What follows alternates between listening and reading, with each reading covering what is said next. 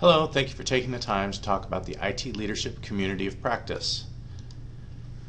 Many of you were at the IT Leadership Alliance, and Bernie gave a great talk about the evolution of governance across the U and how we've evolved from the collegiate IT directors to ITLA, and we're looking at a new governance structure where we're looking at carrying forward some of the best parts of ITLA in terms of the collegiality and expanding our inclusiveness. If you haven't had the opportunity to watch the video outlining the history around governance at the U and how we've all worked together to get to where we are, the following URL here, I'd suggest you grab that one. It's about an hour into the ITLA meeting, and the conversation goes on for about a half hour to 45 minutes. This is the governance slide. You'll see that it starts on the left-hand side with broad input from different groups around the university. So general surveys that will go out. We expect to see a survey coming out about IT services across the U in the October timeframe, engaging technical communities, the governance process. The idea here is that we would synthesize this down through a decision-making process where the ACIOs would take that broad input, run it by the chancellors, deans, and vice presidents to an IT executive oversight group, and finally that would be part of the budgeting process, which is scheduled for the late October, early November timeframe. The outputs from that budgeting process would then be shared with myself as the Vice President for Information Technology, along with the chancellors, deans, and vice president.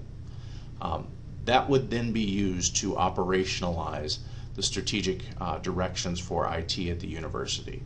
So it's based on broad input, a decision-making process, and then communicated out to the IT community as a whole.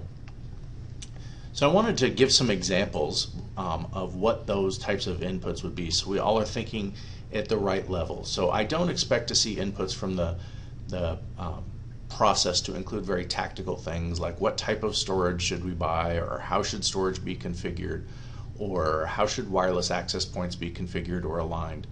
Really things that will be much higher level than that, and this will be they'll be much more strategic. So bring alignment to IT and enhance leadership. That's one that I'm pretty sure, I know for certain that one will come out of the process.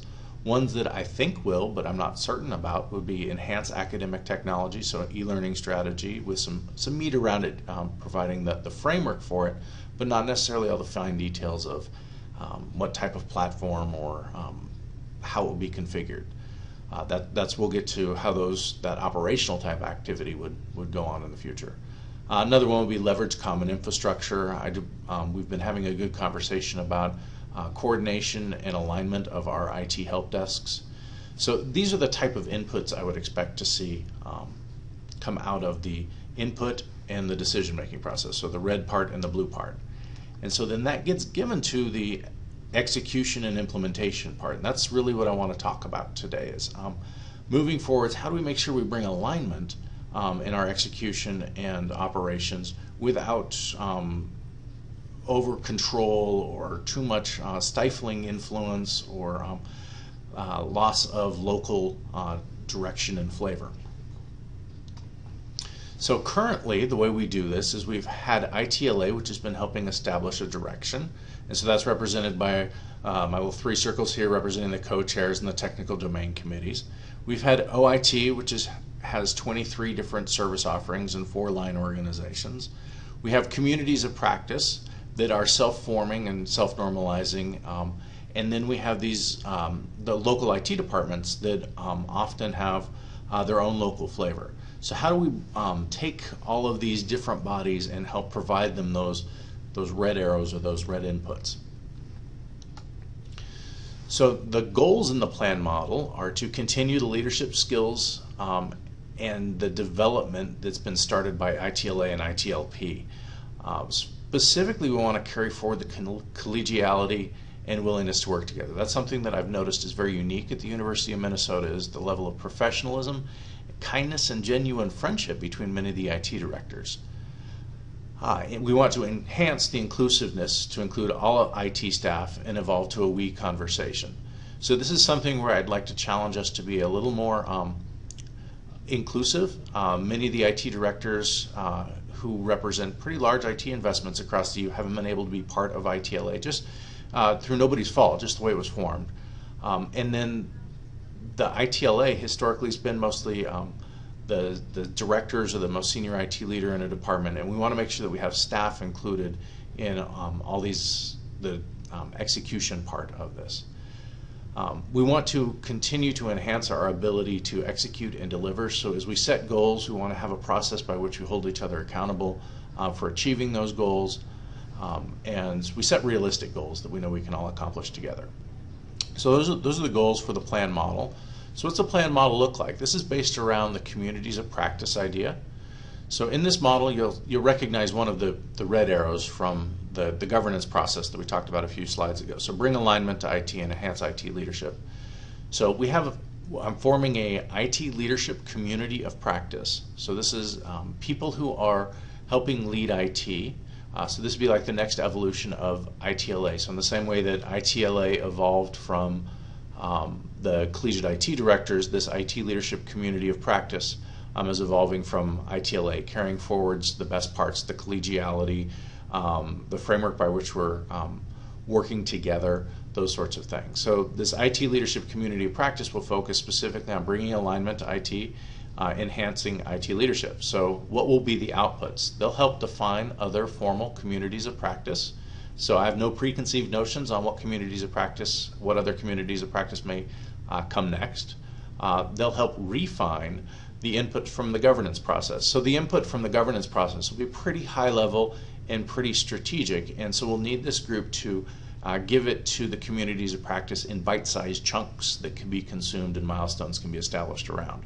And then finally, this group will continue to work collaboratively with some external coaching to develop IT leadership skills across the University of Minnesota, not just in members of this community of practice, but also all the IT leaders across the University of Minnesota and aspirational IT leaders.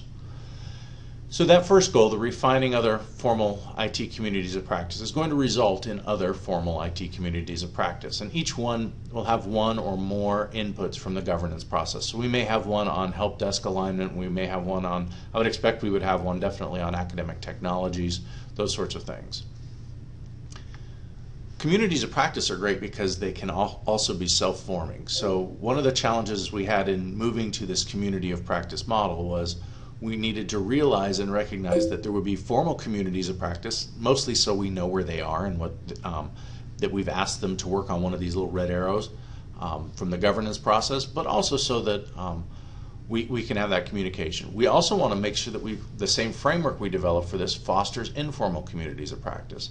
So just because the governance process said we need people to work on these things and then we ask people who wants to work on them, doesn't mean there aren't other things that people will want to work on. So we want to support both, but we're going to have to say there's some formal ones and some informal ones under this structure. So what is a formal community of practice? It has a leader. So this is the person who's driving it or establishing it, or in this case I'm making some PowerPoint slides and communicating it. Facilitating it, so that may be the person who buys the donuts or hires the external consultant to come in and help facilitate the conversation. One thing I want to make clear is that the community of practice, it's the community of practice. It's not an individual. It's not a leader. It's not a chair. It's not the leader has to be not the one making the formal decision. The community has to come together and work together in that shared leadership model to come up with the decision. The leader does have to establish some hard limits on culture and values. So, for example, hard limits I would establish in a community would include honesty, so being dishonest is not acceptable. Working inside the community of practice for the good of the community of practice. Buying in. So if you say I'm a member of this community of practice, then you're bought into the community of practice and the decisions that result from the community of practice, not decision by decision. In other words, I'll support this decision, but I don't like that one. More of the I've bought into this community of practice. And I realize that sometimes the community, I may be more uncomfortable with one individual decision that's being that's a result of that community, but I'm bought into that community. Next we have the steering committee. So this is the group that would be canvassing for ideas, coming up with common themes across those ideas, again around the inputs from the governance process. They would help set the agenda. They would help establish and maintain the membership. So in many of our communities of practice there will be very wide open memberships. In some of the communities of practice, for example, the leadership community of practice, we have to set a limit of maybe 70, 80 people. That's a lot of people, but if we wanted to open it up and had all 1,200 IT professionals show up at the IT leadership community of practice, it really would be unmanageable. The ideal number is in the 20-30 range, but I think that working together and given the collegiality and professionalism I've seen from the IT directors, I'm pretty confident we can deal with the higher head count that we're looking at. The steering committee will also be responsible for the decision-making process. So what is the decision-making process? Is it consensus? That's best, but it'd take longest. Is it votes? If it is votes, is it the House model or the Senate model, where it's based on constituencies that are represented? So that steering committee has to have all those discussions and ultimately make a decision. They're also responsible for facilitating the culture and values. So the members have to opt in. So members, they have to say, I want to be a part of this community. It's not a draft. Nobody has to be a part of a community, and it's totally okay if somebody doesn't want to be a part of a community. They also have to choose on a day-by-day basis on if they want to stay in the community. This isn't a decision-by-decision thing, though. It isn't, this decision went the way I didn't want it to go, so for this case, I'm not actually going to be a member of this community. I'm asking people to look at it as an investment in a community, not I'm going to participate in the community only when it benefits myself.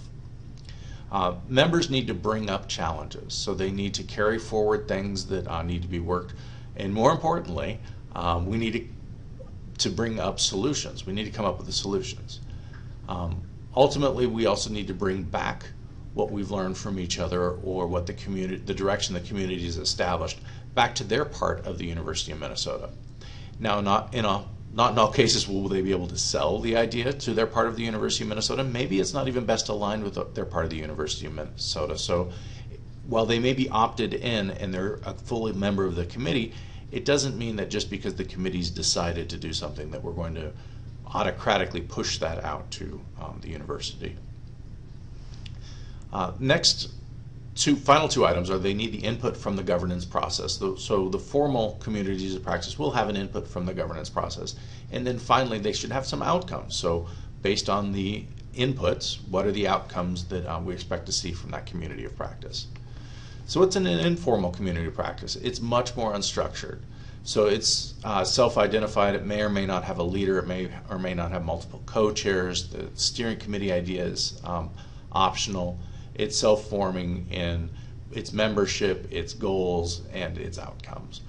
Again, I do want to recognize there will be many other communities of practice other than the formal ones, and I want us to support and foster those. But we're going to have to recognize a slight difference between the two. So, on to the IT leadership community of practice. So the leader, I'll be the leader, and so I'm exhibiting that leadership by preparing these slides, by facilitating the meeting, those sorts of things. So the steering committee consists of Rex Wheeler, Jen Mine, Ben Neeser, and Mark Hove. These are all people that we all know well. They're all people we respect, and we all know that they are selfless and look after the university's best interest. We've identified roughly 70 people, maybe 75, in terms of membership. So how do we identify these members? So these are people who've been through the IT leadership program, so they've graduated from the IT leadership program, or they're IT leaders who are responsible for a portfolio of over roughly $5 million. We had to set the threshold somewhere just to keep that 70 people to a manageable number. We are bringing in Brian from More Consulting to help us with this process. We expect the Brian-led conversations to be 1 or 2 days and happen every other month.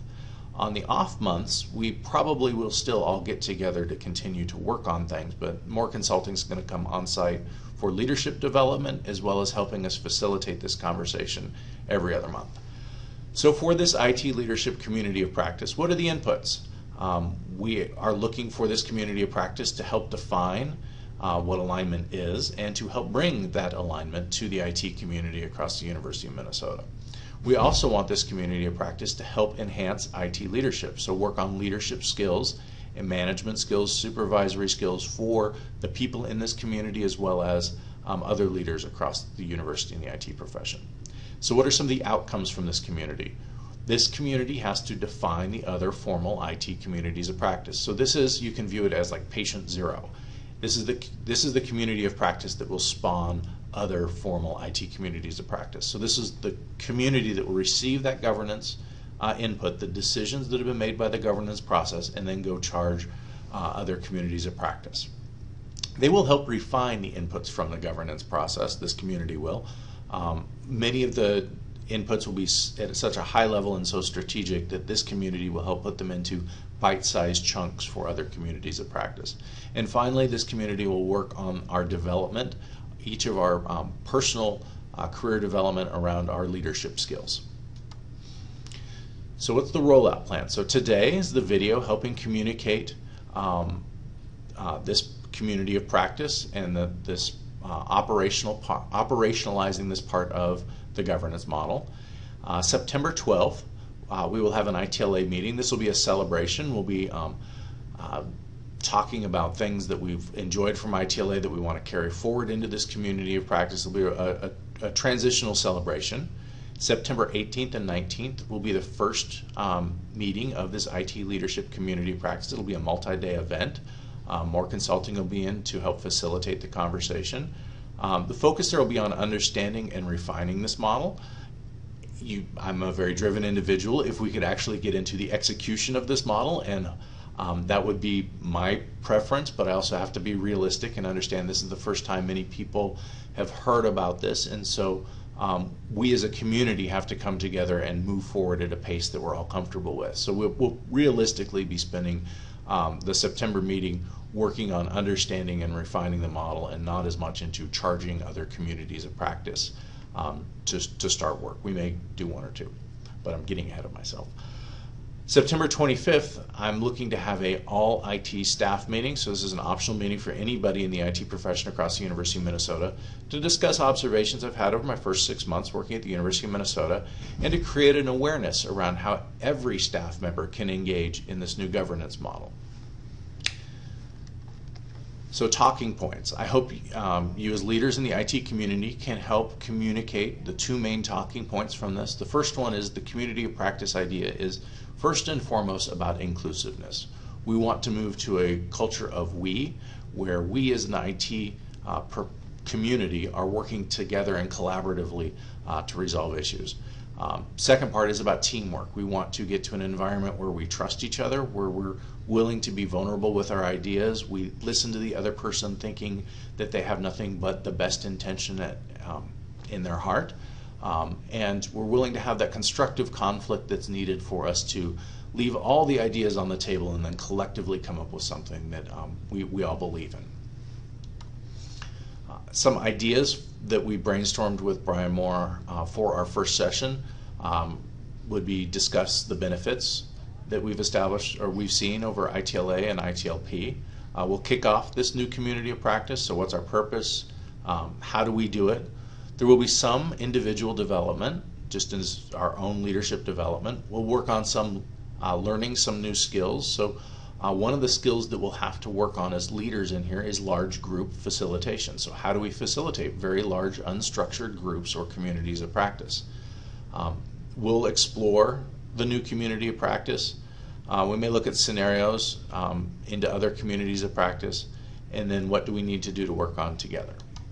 So I want to thank you very much for your time. If you have any questions, please send me an email, studham@umn.edu, or call me. Thank you. Bye.